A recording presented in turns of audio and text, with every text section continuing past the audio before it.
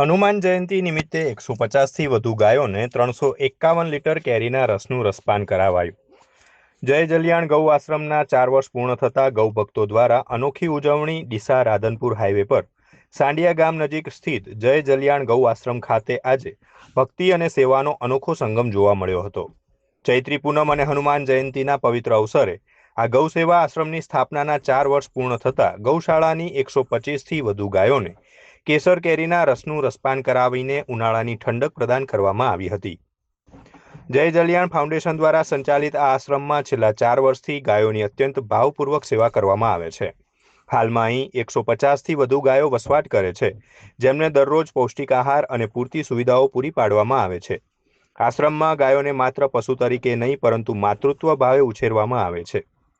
આજના આ વિશેષ પ્રસંગ અંગે માહિતી આપતા સેવાભાવી હિતેશભાઈ ઠક્કરે જણાવ્યું હતું કે આજે હનુમાન જયંતિ અને ગૌશાળાના ચોથા પાટોત્સવ નિમિત્તે અમે ગાય માતા માટે કંઈક વિશેષ કરવાનું નક્કી કર્યું હતું.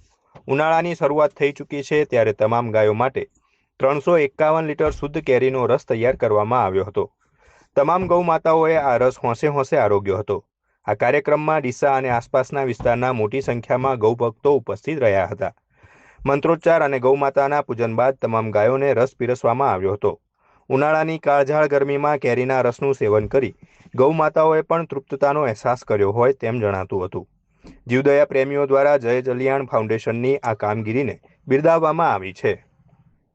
આજે હનુમાન જયંતિ અને અમારી જય જલિયાણ ગૌ સેવા આશ્રમ સાંડિયાનું ચોથા વર્ષમાં પ્રવેશ બંનેનો સંયોગ છે અને આ સંયોગ અને આ શુભ દિને આજે આ ગૌશાળા ખાતે જે ગાય માતા છે એમની સેવામાં ગાયોને કેરીના રસ જે ઉનાળાની કડકડ ગરમીમાં અસહ્ય ગરમીમાં ગાયો માતાને રસ પીરસી અને ગાયો માતાની સેવા કરવામાં આવશે.